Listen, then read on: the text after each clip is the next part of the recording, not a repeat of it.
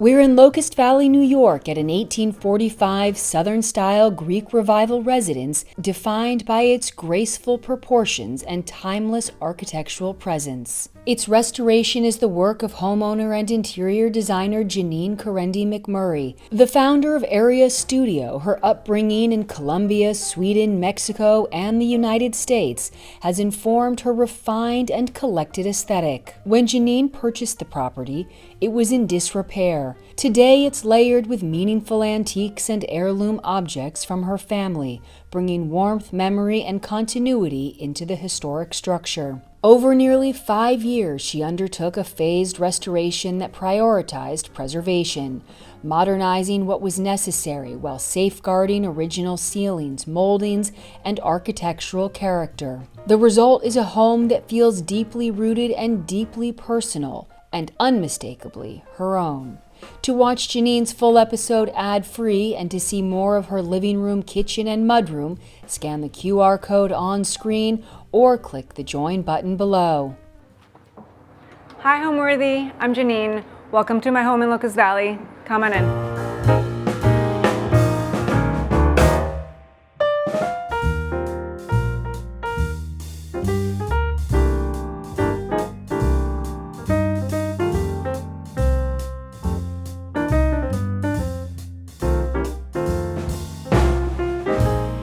You're watching Homeworthy, where we believe every home has a story. I'm Allison Kenworthy, the founder of Homeworthy, and we take you inside the world's most beautifully decorated homes and introduce you to the brilliant people who live there. Hi Homeworthy, I'm Liz Lang. Welcome to Grey Gardens. Click the join button below to access all of our latest episodes ad-free and watch extended cuts of this and other homes, opening the doors to new rooms and exclusive content featuring our beloved hosts. I can't wait to see, I'm so excited. And if you're looking to shop items inspired by this and other Homeworthy tastemakers, be sure to use the product links below or scan the QR code on screen to find fabulous furniture, coffee table books, and accessories that can transform your house into a home. Hi, my name is Janine Carendi MacMurray. I'm an interior designer based in New York City, and welcome to my home in Locust Valley. So we came out to Locust Valley for the weekends starting around 2015 to a different house that we had purchased, but every time I drove by this home, I wanted to know what it looked like inside. I was dying to see it, and when it came on the market, we took the opportunity, it felt like fate, to make it our new weekend home. The architecture is very unique. It's actually Southern-style Greek Revival, which is not terribly common, especially around here. The history actually drew me, not just the architecture of the home, because it was part of the Underground Railroad. It was actually a Quaker home when it was built in 1845. So all of that together just felt pretty magical. And I've always had a soft spot for homes that feel like they need so much help. And this house was definitely in need of a loving hand. It was in pretty bad shape when we got it, and I really wanted to rescue it, and thank goodness for my husband, who was ready for the challenge, which has been quite a few years in the making. Well, with any interior, I really believe in trusting the architecture, always allowing the home to be what it is, not transforming it into something it is not. And this particular property was wonderful because it already had so much that was here. We worked almost 5 years on the renovation, so it was a very long, drawn-out renovation. We did it in phases, and it allowed me to really get to know the house very well. We made a point from the very beginning not to touch anything that was original, so that we really worked hard to modernize the home. So we were very, very respectful of the architecture. And in general, that's what I always tell my clients, like, trust the architecture. You fell in love with your home for a reason. You just want to bring out the best sides of the home.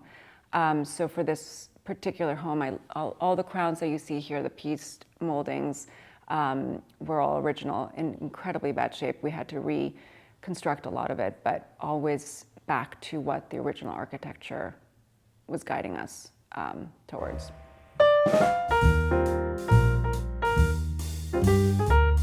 So welcome to the living room. I believe the most striking room in the house. It's also where I was certain this had to be my home. Actually, the story is we were super happy in this cottage down the street. And when a friend said, hey, this house is for sale, just come look at it. And I walked into this room. I turned to my husband and I was like, this is our new house. It tends to happen with me. I just get gripped by a home. It was in absolute disrepair. We had the pierced molding, which I love, this sort of pierced molding that you see up on the crown. It was falling from the ceiling. The house structurally needed to be, reinforced. The entire wraparound porch was completely redone. So it really wanted someone to come in and preserve it and love it. And I hope that's what we've done. These are, again, Eric Chambert. He is maybe the foremost Swedish grace designer. Swedish grace is throughout this house. It's the Swedish version of Art Deco, I would say. Not terribly popular brown furniture in the last few years, but I've always loved it. And I paired it with responsible white fabric to lighten everything. When I found these at auction, they were, I think that one was dark green. These were purple, the upholstery. So I unified the room by adding all this cream. However, the room felt kind of bland with the sisal and everything cream. So I was in Morocco traveling with friends and I bought this carpet at a market there and didn't know where it was going to go. And when I came home after a long time of it being shipped, we unrolled it and it felt really right to add a little bit of unexpected pop through the floor. And then I had a second one made through a vendor in Morocco. So everything here is dual, 2 fireplaces, 2 light fixtures, but the seating arrangements, I want it to be different. I love Mastercraft, which is a lot of brass works, US based, and I've always loved this particular design by them. I believe it's from the 60s. And again, it was one of those things, I had one, I had to find a second one. So after a lot of sourcing and looking everywhere, I found a second one. And that's why you have that sort of repetition there. Those chairs are Gustavian. Everything is Swedish grace in here except for these absolutely phenomenal pieces. These are maybe my finest pieces I have. And I love bringing a little bit of more traditional Gustavian in here through this pair and through the center table. And this room, again, Christmas, I think is my favorite time here. We have this massive Christmas tree and the kids just, Christmas morning, it's just full of cousins and family. And I do think that my happiest memories with my sisters and my kids and my husband and Abby, who raised us since I was little, have been in this room. The scale of this room is fantastic. The house is actually square. Well, the new part of the house is a square. And you can see the 40 feet that this room is in this room. So it really highlights the uniqueness in the architecture in this area of this room. And I love having 2 seating areas, and it's actually great. My son might be reading a book over here, and my daughter might be over there drawing. But I do find my son in here a lot. I feel like he told me the room feels very peaceful, and it feels a little bit separated from the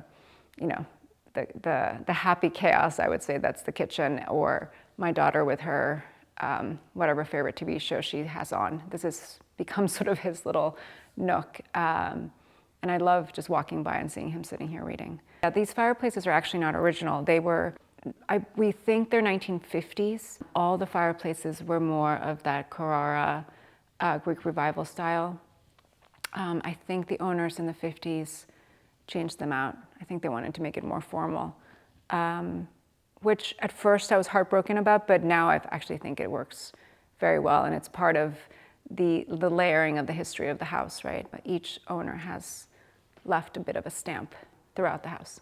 What's interesting is that even though this room is quite originally with the pierced moldings, et cetera, and yes, a lot of it is quite a bit of antique furniture, I wanted it to feel modern. I think that's why I brought in 1960s sort of coffee tables, and everything's white and crisp, large scale, more modern art. So even though it is actually quite eclectic now that I look around, I did want it to feel lighter than the rest of the house.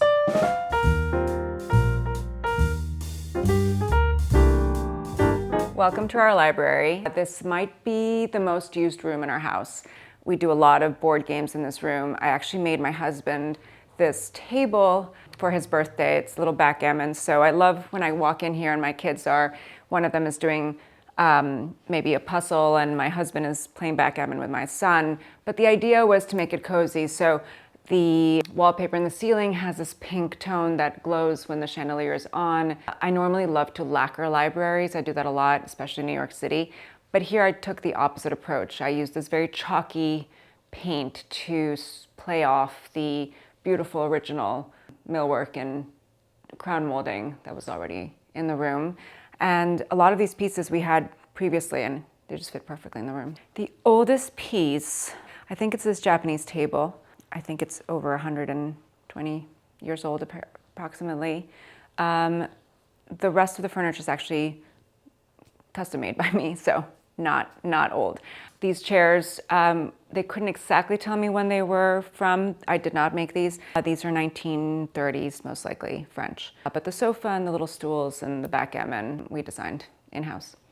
One of the reasons I love in this room is because it actually encapsulates what has happened in every room in this house. It's this idea of collection and just putting things together that you would have not really expected to go together, whether it's prints from my father-in-law to items that I found at auction. A lot of the art is actually Swedish, most of the oils and acrylic, but other things like the prints are Italian from a trip. Some of them were hand-me-downs from my father-in-law and mother-in-law. A couple pieces from my dad. My sister painted some of the paintings on that side. The portrait with the little girls is actually my great uncle's painting. So it is really a collection of people and things that we love, and just randomly going online and buying things when I'm not meant to buy any more art, and then finding a spot for it. So one of the reasons we kept this old millwork that's lower than normally, again, I love verticality, so I love creating these sweeping libraries, was because I needed desperately a place to put some of the art that we've collected over time. I feel very fortunate that I have a sister who's a phenomenal artist, and two of her pieces are behind me, mixed in with one of our great uncle's paintings. So I just wanted to give her a little shout out since she's such a talented artist, and we're so lucky to have so much of her art around our house. I grew up all over the place. I was initially born in Mexico of Swedish Mexican parents. Went to 10 schools growing up, lived in Colombia, Sweden, Mexico, Connecticut for high school, and eventually ended up in New York. And maybe was moving around and having so many homes, or the idea of home and the permanence of home, or the sense of belonging of home that drew me, that even in college I would show up early and help my friends decorate their dorm rooms. It was always in me. I would go to auctions early with my mother. She was very into the Swedish auctions in Stockholm, and I would go with her. So I think it was something that I was always surrounded by, and loved the idea of creating homes. I don't do hospitality, I just do residential, and I think it is the idea of creating homes not only for myself, but for others. This particular home has been really personal. I have collected furniture and lighting for about 20 plus years, even before I was an interior designer actually. And it has been a really wonderful place to bring together various pieces that I have collected over time, never quite for this place. I purchased them because I fell in love with them, which is the opposite of what I do for clients. Typically, I design very, very structured with floor plans, and we build up from there. And this was pretty much the opposite, where I had pieces and I found homes for them throughout this house.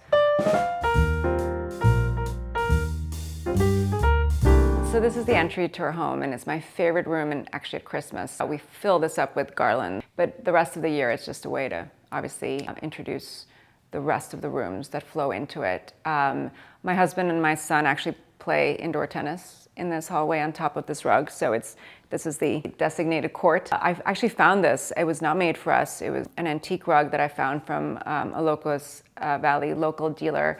He's amazing, heirloom gallery, the kindest person you've ever come across, and it just felt like it was home when we rolled it out. So yeah, it's an actually active room. It's really quite well used between my husband and my son, and when we have parties, people use it as an extension of the living room. So And these tables are particularly favorites of mine.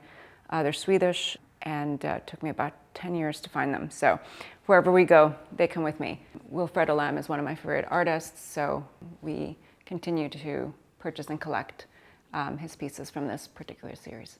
So when I first came to the house, I wasn't sure what to expect, and the moment I opened the big green doors, the scale of this really took my breath away. Every family has respected the original moldings and doorways, the plaster crown, but it just felt very bare, and there was a big table here in the middle, and I loved the staircase and the banister, and I could just see my kids running up and down the staircase. So I think I knew this house was going to be ours the moment I walked in through those doors. So the architecture of this home is quite unique, especially for this area. It's a Greek Revival, but it's Southern Greek Revival.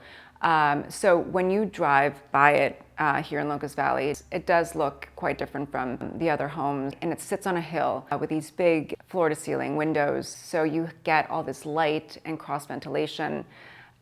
So it's been quite unique to own what is really meant to be a Southern architecture in a northern climate. And we were surprised by the fact that when we purchased the home, it did not have central air conditioning. And once we lived in it, we understood why. We rarely turn on our AC. There's this wonderful cross ventilation between the rooms, anchored by this hallway.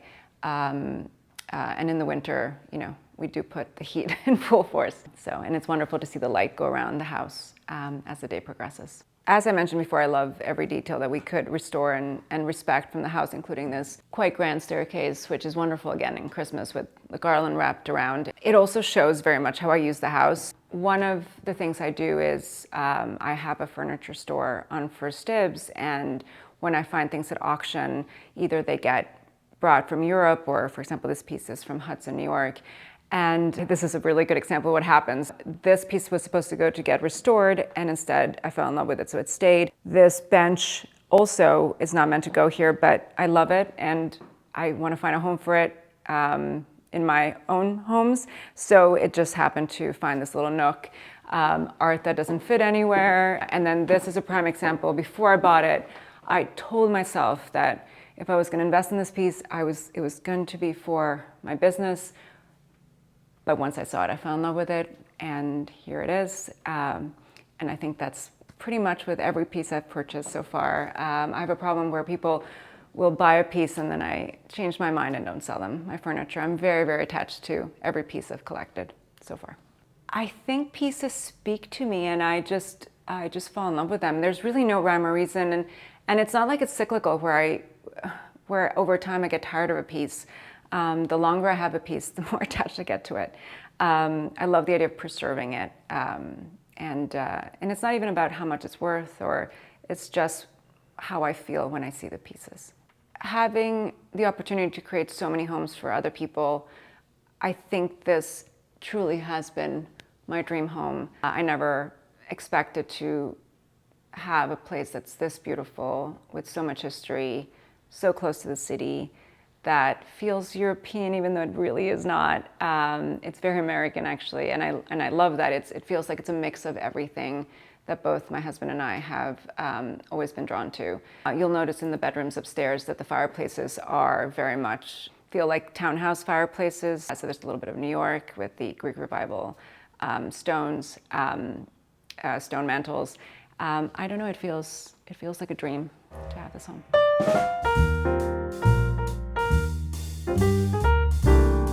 From the main hallway, you have this little back nook that takes you to our kitchen. And the kitchen, two prior owners, I believe, opened it up. It used to be a laundry room and a smaller kitchen, but this is actually the original house, pre-1845. It was a small farmhouse, so the structure, and you'll see it from outside, this floor and the one above was a smaller, much smaller cottage where the original Quaker family lived, and as their abilities changed, they ended up adding to the house, which is the main part of the house. So the kitchen is maybe the second most lived in place. So the library is where everybody wants to hang, and then here we always end up gathering because it's the kitchen. There's a working fireplace that we actually cook in the winter, and this large table that we can fit about 8 people.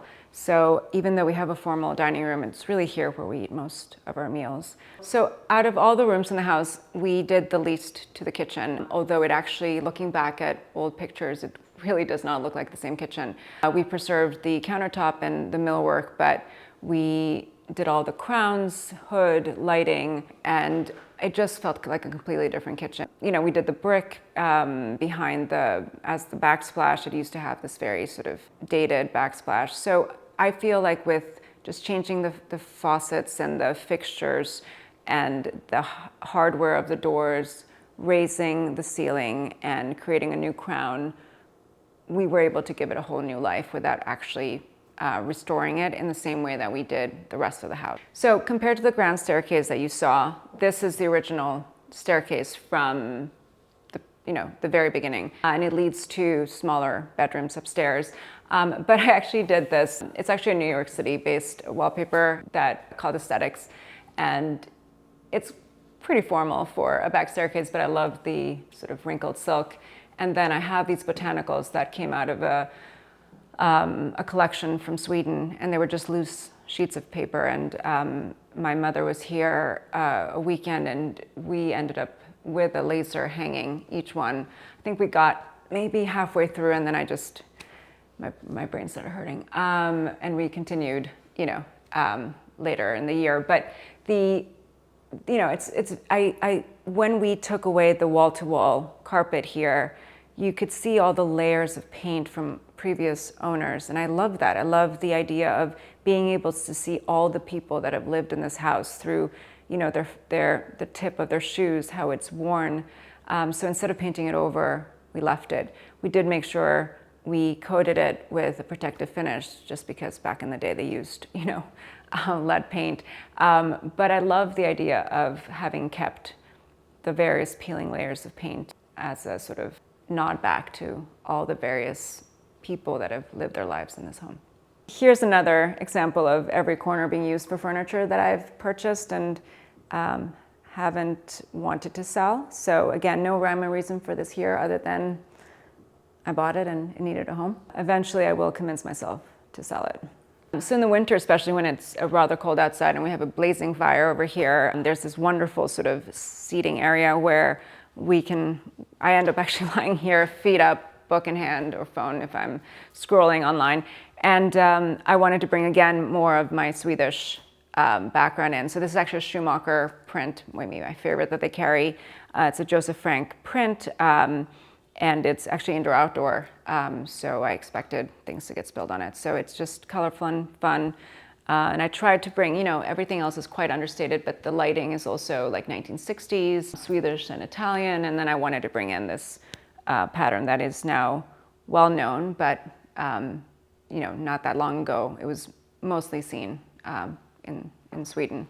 I was told when I was younger, since I was quite young, that I was going to be an interior designer by my dad, and I never wanted to be an interior designer. In college, I studied political science. After college, I worked in advertising, then social services. I worked for a children's charity for many years. Then I was very much in some credit card debts, so I went into Lehman Brothers, which was a very short stint. And throughout it all, I was renovating my mom's properties, helping my friends pick out their furniture. It was always something that I was extremely passionate about. And after Lehman Brothers, I realized I can't do this anymore. And I called my best friend who had just applied to Parsons. And I was like, I'm gonna join you. And that was that. It wasn't planned out at all, but whenever I speak to anybody who knew me in high school and college, my parents, my siblings, they always kind of felt I was going to end up creating homes for people. I've been buying furniture and light fixtures and art since my first paychecks.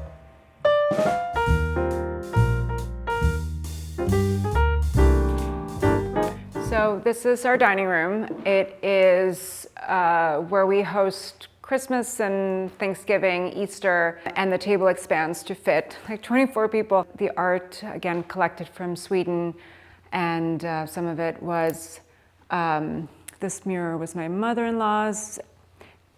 More chairs I found at auction. It's just a great room. Here we used a lime paint which is a treatment I love using in the city in particular. This is one of my favorite pieces. It's from a Swedish designer called Erik Schambert. I have some of his pieces in the living room as well. It's Swedish Grace, which was not popular at all a few years ago, and I was lucky enough to love it forever. So this is a very well-loved piece. It has family crystal, and it is incredibly helpful. So you'll notice that there are these fantastic floor-to-ceiling windows with doors, and the way that this house was designed is everything is symmetrical. So these same doors you have in the living room, and when you open the living room and you open the dining room, you have this fantastic cross breeze, which makes us really not need any central air. It also makes you want to use the house and the porches, which are covered in the summer. So we eat outside, we eat inside. Same thing with the living room. There's an outdoor living room, indoor living room, outdoor dining room, indoor dining room.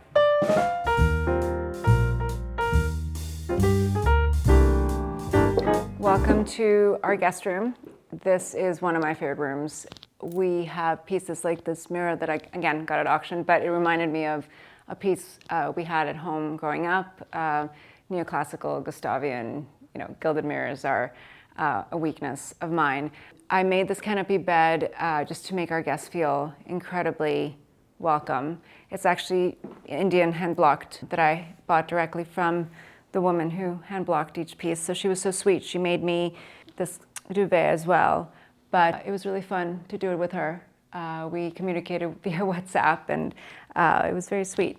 And we had it made locally by vendors here in Locust Valley. And I love that our guests feel cocooned and always welcome. But this is one of the corner rooms. So upstairs, almost every bedroom is a corner bedroom, which is wonderful. It gets tons of light. Here we actually had to add some of the detailing. This room was pretty stripped down. So the crown molding, the panel molding on the walls was things that we added. And we did renovate, obviously, all the bathrooms. We found actually these floors underneath wall-to-wall carpeting, which made me very happy. And we also kept, obviously, the original mantles. So the bathrooms were obviously completely renovated. They were in very sad shape. I don't think they had been touched since maybe the 60s or early 50s. This one was brown. I did find this piece actually on eBay, a guy in Garden City who had stripped it out of his home there. And I just loved the pedestal. And he was kind enough to sell it to us. And then again, all the bathrooms are meant to be, feel like they've been lived in the space. So we used in all the bathrooms the same materials, Berdiglio, Carrara. So throughout, the materiality is very similar. I don't think I ever sit down and think, okay, I'm going to have this way of approaching design. It's just what I fall in love with. And I tend to find that if you follow proportion, you're very thoughtful about what you pick. You have a deep sense of the decorative arts, meaning like the history and the understanding of the different periods and how things were designed and the materiality. I feel like if you put authentic pieces together and you have an understanding of how proportions work together, you just mix and match and items you fall in love with. And I think that's what I've done here, and I try to do that in my clients' homes as well.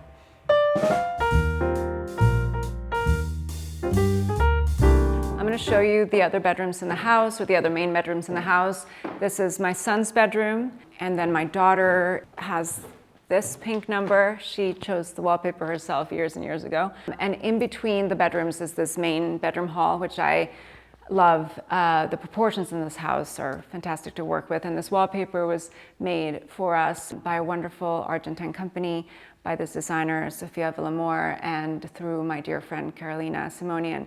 And I'm very grateful to them because they were able to make what was a very bland white hallway have a lot of personality. And it feels very cozy in a bedroom hall. It's kind of a jungle theme, which is maybe not exactly what you would expect in a bedroom hallway in Locust Valley, but I just fell in love with this particular designer, and I loved this particular wallpaper she offered. And the trees allowed me to go from a full scenic, which I love and use often, to a white down the hallway, so to create that transition. So it was very thought out that we were going to use the trees as a transition. And the whole house, I mean, the whole house is painted with my favorite color, which is Benjamin Moore, White Dove. And that, I think, is for the northern climates, whether you're doing a house in London or a mountain house or a place near New York City, it has this sort of warm white without it being yellow. And it's my go-to. So you see it here, and you'll see it in the living room downstairs as well.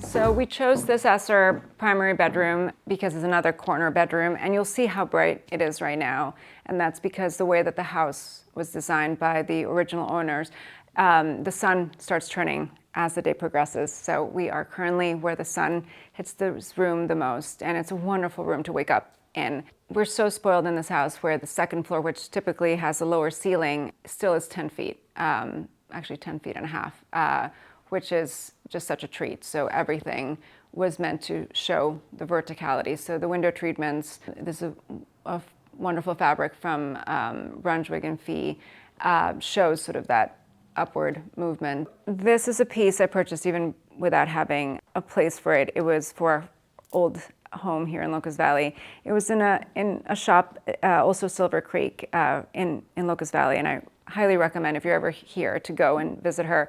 She just has this wonderful eye, and I just fell in love with it. So I think it'll be in every bedroom I own. It's where I work when I work from home, and it just is a piece I fell in love with.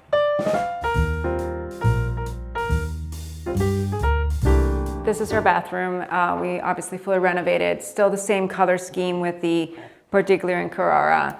I always wanted a bateau tub, so we did it here. And then the wallpaper is just painted grass cloth that we then added from a different wallpaper. We had them cut this out so that it would reflect the fabric in the bedroom. So the poor painters had to hand cut these leaves, which to this day I think they're still not thrilled about, but it was a way to create sort of a moment of pattern without overwhelming the rest of the bathroom. So notice in the entire house, there are no glass shower doors. I did that very intentionally. Again, the scale of the bathrooms allow there to be enough surface where the splashing won't cause an issue. And I actually stole this from when I was living in Latin America. Our bathrooms were similar, and we never had shower glass in Mexico. So that's why we chose to leave it without glass. Something that, I don't have the luxury to in New York, but we had the luxury for it here. Also trying to create a simple bathroom, we just did just 2 marble slabs, Carrara as well, like the rest of the house. And this is actually a vendor in Brooklyn. It's made in Brooklyn. It's called Watermark, and I use them almost exclusively wherever possible because I love that they're local and they're still made by the same people and the quality is wonderful. So New York made. One of my goals with my design studio has always been to be very genuine in its design. I don't follow trends. I really don't think that is something that is great for my clients. You don't want a home to feel dated. Timeless design is timeless design, and that has always been my goal. It's an investment in both the client's time and in their resources, and the idea is to create a home, and it should be a representation of who they are. So I really work very, very hard to create homes that are an expression of who they are. I do feel like an editor sometimes where I try to learn as much as I can about the person, about the family, how they live, and then design around that, but always with a very, very sort of disciplined approach. And then when it comes to my own home, it's the same idea, disciplined design, very tailored, but very livable. The materials I use are meant to be used. My daughter jumps around in this living room all the time. I mean, there's no room they can't go into. Ice cream can go anywhere. I want them to feel at home. What I said before about belonging also means the kids need to feel like this is as much their home as anyone else's. So nothing's too precious. Things are to be lived in, and I design that way for my clients as well. So yeah, that's how I design my own home. I think my mother was more formal than I am, and although her taste in design is really lovely, she would put tape on the floor where it meant that we could not go in. And I think that stayed with me. I think I feel like we design differently these days. It's meant to be for the whole family. So what I loved about this house was the ceiling heights. I think that, I think it might have been a little bit of what I grew up with as well, where, for example, my mom has a home in San Miguel de Allende in Mexico. The ceiling heights are really high. In Sweden, the homes tend to have very high ceilings. So that idea of this just wonderful verticality it's a luxury. It's such a treat.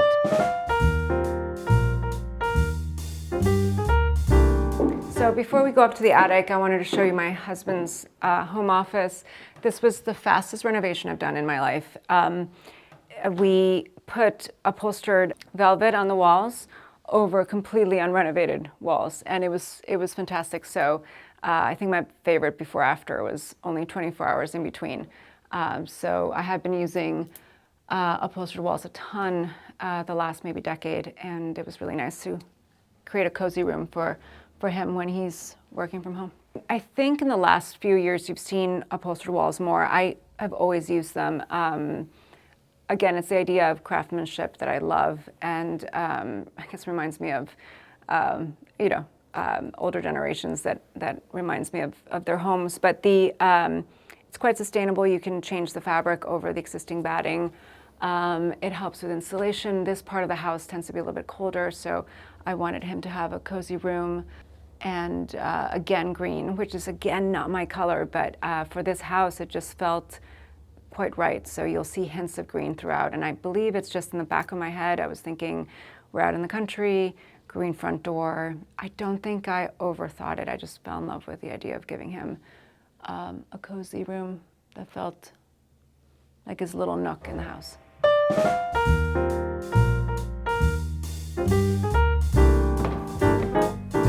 When we first got the house, this room was just storage. It had like a red plaid carpet over plywood, and the ceiling was actually really low. It was just about this high. And so I had this idea of seeing how far the ceiling went, and we were happy to discover these beautiful beams. So I just stripped out the old sheetrock, and we realized that it was very badly insulated. So actually this is foam insulation. It's about 1.5 feet. I mean, it's very, very deep. The beams are massive. And it created this very warm or cool room in its season. So we use it all the time in the winter. And then to my surprise, when we ripped up the carpet, we had plywood, and we were like, okay, it's plywood. Maybe we'll do another wall-to-wall carpet up here. And then I took a little piece of the plywood off, and underneath the plywood, we had these original white plank floors, which was the best gift. Once we realized that this was going to be a very useful and used room, I wanted the kids to, in the winter, be able to play, so you can see all these games. My daughter has a sewing nook. We watch movies here. And I created for my husband's birthday a bar. So we had just been in the Bahamas near Nassau, and there was this cute little bar, and I wanted to bring a little bit of that back to him. So for his birthday, I created this bar for him to entertain his friends and hang out. So you have ping pong, you have billiards, you have movies, sewing, backgammon. It's just a fun space to be. I actually love this because it's so my husband. It's various things from his life that he gets very excited about. Everything from trophies he's won at tennis or squash. I think these are all squash. Glassware from his grandparents, and then mementos from trips. So everything from Aminacor in Italy to, knickknacks he seems to pick up as he travels.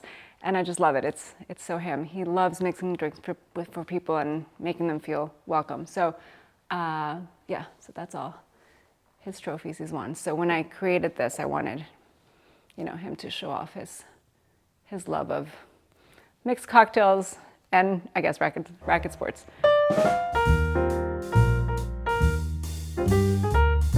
So this whole house is connected by a wraparound porch, and it's a great entertaining house. And we actually sit here a bunch during COVID, where we would have friends come over. We would sit out here and have heat lamps.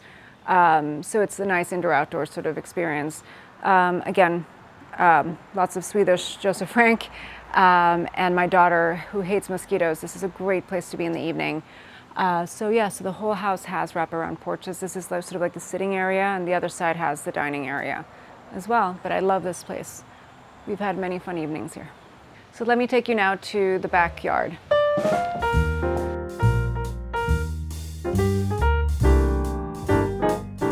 So one actually of the major changes we did in the house is the garden. There was a roundabout, a concrete asphalt roundabout that would go around that tree in the center. So there was no lawn, there was no yard back here. There was just a pool and a fence where those butterfly bushes are. So one of, I think, my proudest things that we did was to break up the asphalt, which we did with our kids, and plant a yard back here. So we can see the kids playing from the kitchen, and there's more room to breathe around the pool. So this, where I'm standing, was the car park. We have basically every meal in the summer, lunch onward here. And the way is the house creates the natural shade for us in the summer when it's very warm. So we spend a lot of time back here in the summer. You will find that there's a little garden back there where the fence is, and that was a bit of a love letter to Clemencia, who's the woman who raised me, who is very much part of our family. So there are different moments around the house that are meant to show the people that make my life better how much I care about them. So here's the facade of the house, the front of the house, and it has this very wonderful staircase going up, and you have the wraparound porch, which I think is such a great feature of the house.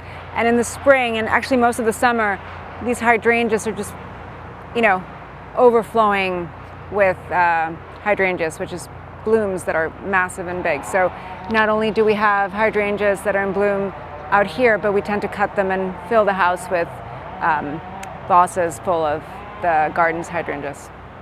I think home, to me, means belonging, a place that is yours. It's not about anyone else but you and your family, and making them feel safe and happy, and a place that gives you joy, a place to collect your memories and create different versions of the different phases of your life. And I do fall in love with homes, and it's, my kids will say it's never permanent, but I do hope that every version of the homes that we create for them and for us is a place that they always feel that they belong to. Thanks for watching. Be sure to go to homeworthy.com for exclusive content, shopping guides, and so much more.